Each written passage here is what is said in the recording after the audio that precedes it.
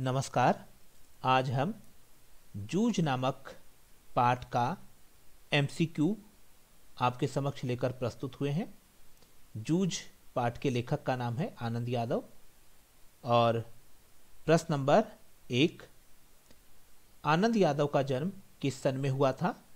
का 1930 में, खा 1935 में, गा 1940 में, घा 1945 में। तो एक का उत्तर है खा 1935 में, कोल्हापुर महाराष्ट्र में।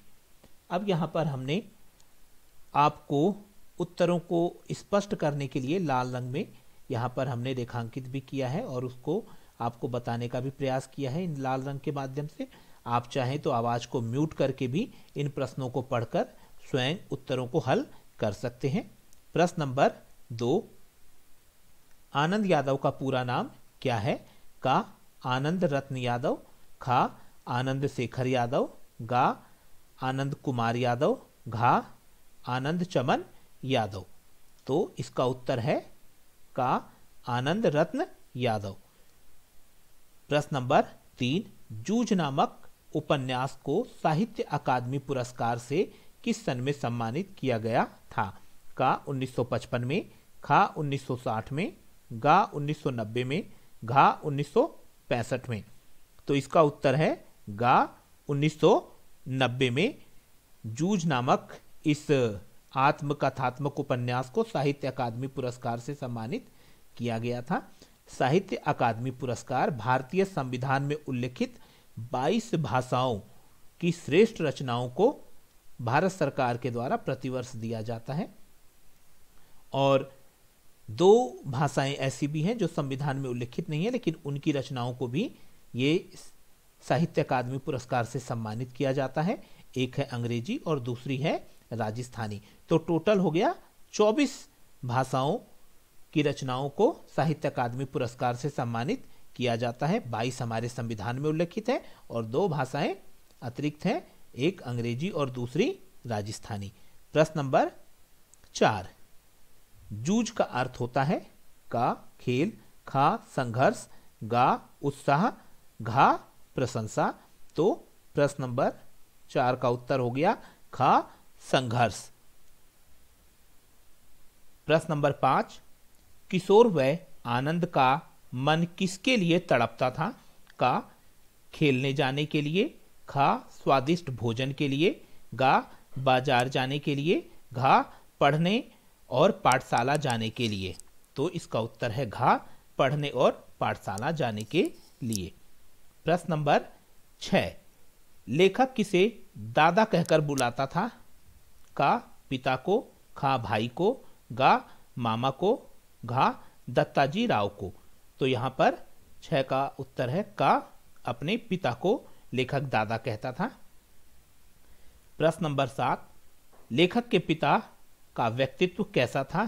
का सरल, खा कठोर, गा उदार, घा दयालु। तो 7 का उत्तर है खा कठोर। प्रश्न नंबर 8, पिता की उपेक्षा के कारण लेखक की पढ़ाई किस कक्षा में छूट गई थी? का तीसरी कक्षा में, खा चौथी कक्षा में, गा 5वीं कक्षा में, घा 6ठी कक्षा में। तो यहां 8 का उत्तर है गा 5वीं कक्षा में। प्रश्न नंबर 9, लेखक के पिता लेखक से क्या करवाना चाहते थे? का पढ़ाई, खा रोजगार, गा खेती, घा विदेश भेजना। तो 9 का उत्तर है गा खेती करवाना चाहते थे और घर के सभी कार्यों को वो लेखक के द्वारा ही करवाना चाहते थे। प्रश्न नंबर 10, लेखक के पिता कोल्हू पहले क्यों चलाना चाहते थे? का काम खत्म करने के लिए, खा अच्छी कीमत लेने के लिए, गा लेखक को परेशान करने के लिए, घा इनमें से कोई नहीं। तो इसका उत्तर है खा अच्छी कीमत लेने के लिए। प्रश्न 11, लेखक की मां बरहेला सुअर किसे कहती है? का लेखक को, खा मास्टर जी को, गा लेखक के पिता को, घा दत्ताराव जी को। तो यहां उत्तर है गा लेखक के पिता को लेखक की मां बरहेला सुअर के नाम से संबोधित करती है।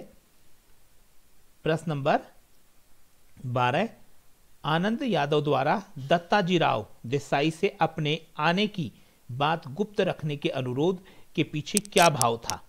का निरादर का भाव, खा घृणा, गा क्रोध, घा भय।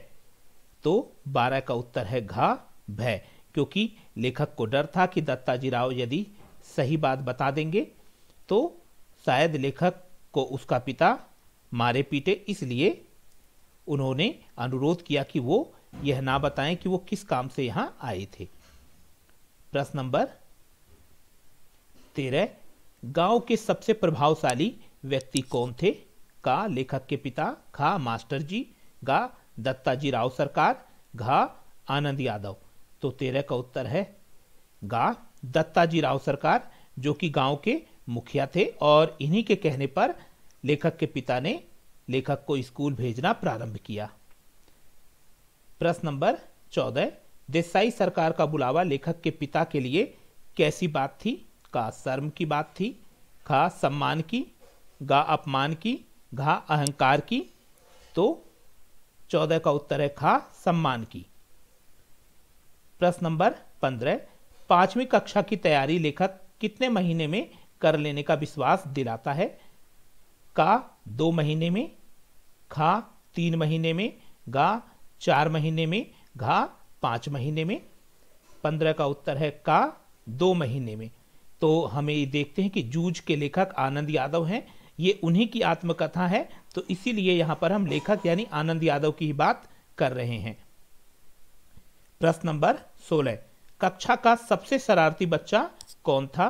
का आनंद, खा बसंत पाटिल, गा मास्टर का लड़का, घा चौहान का लड़का। तो यहां पर 16 का उत्तर है घा चौहान का लड़का। प्रश्न नंबर 17, जूझ पाठ की विधा क्या है? का कहानी है ये, खा नाटक है, गा आत्मकथात्मक उपन्यास है, घा निबंध है। तो 17 का गा है आत्मकथात्मक उपन्यास, यानी लेखक ने इसे अपनी आत्मकथा के रूप में लिखा है। प्रश्न नंबर 18, कक्षा का मॉनिटर कौन था जिससे लेखक दोस्ती करता है? का बसंत पाटिल, खा आनंद यादव, गा मंत्री, घा सोंदलगेकर।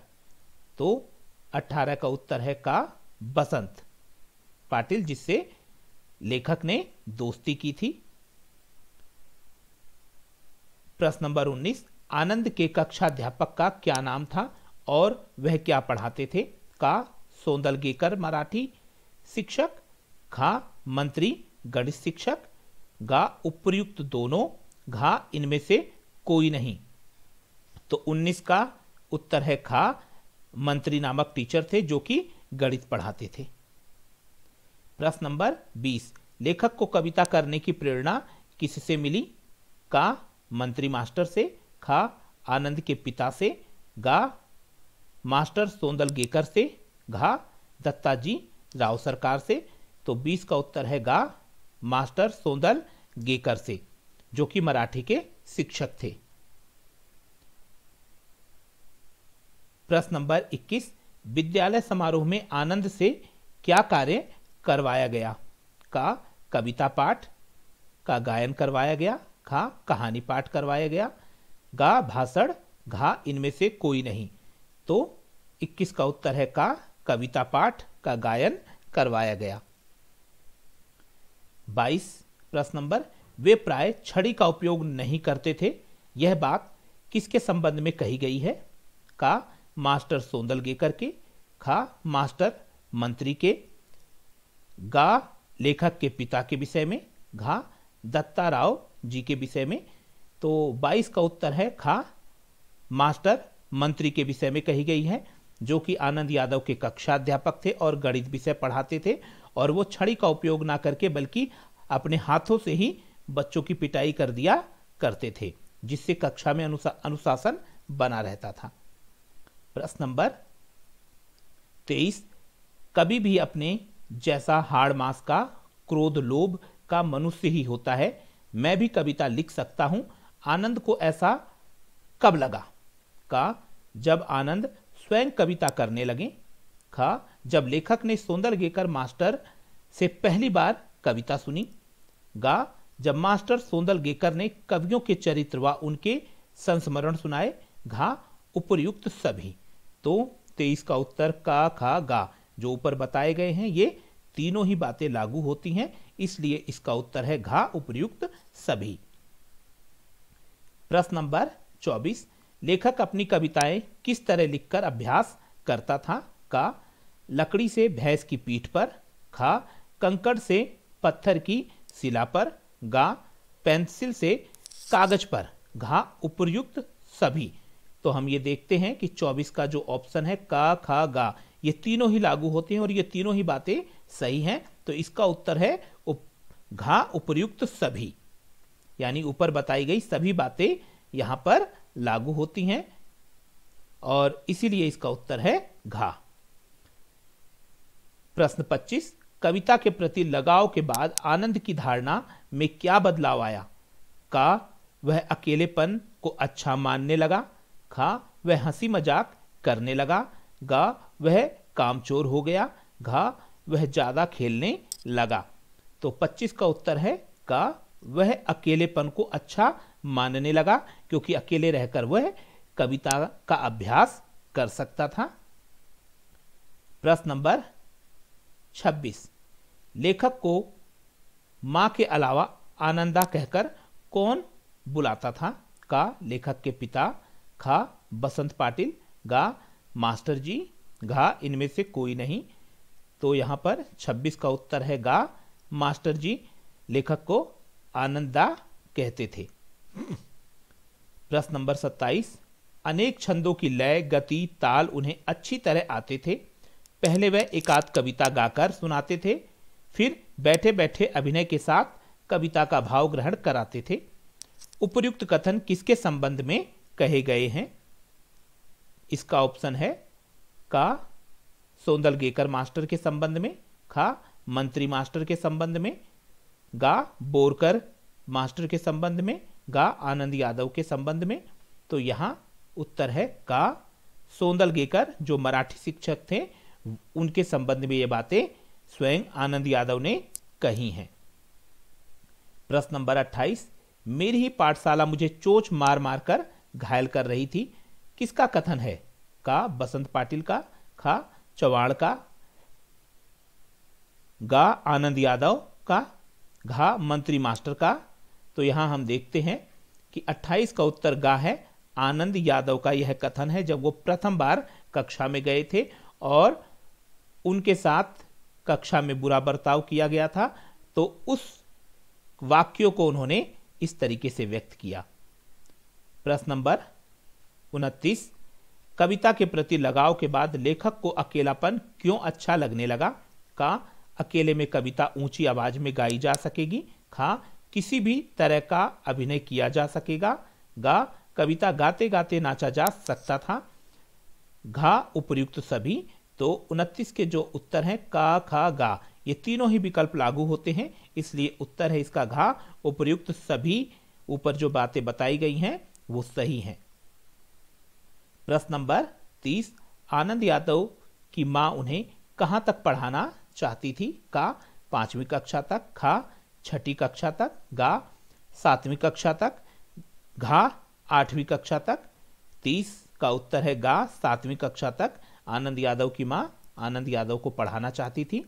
और उम्मीद है कि आपको ये MCQ समझ में आए होंगे और इसका जो पाठ का सार है वो YouTube पर है, उसको आप पहले सुनिए और इसके बाद प्रश्नों के उत्तर करने का प्रयास कीजिए। तो निसंदेह ये आपको सरलता से करने में आसानी होगी। धन्यवाद।